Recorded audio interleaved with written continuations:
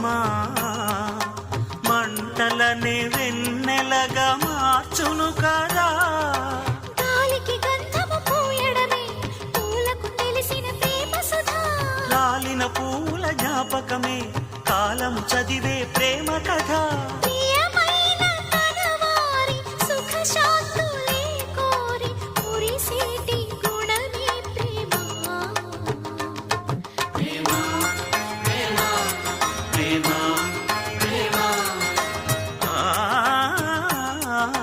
హృదయమనే కోవెల తలుపులు తెరిచే తాళం ప్రేమ.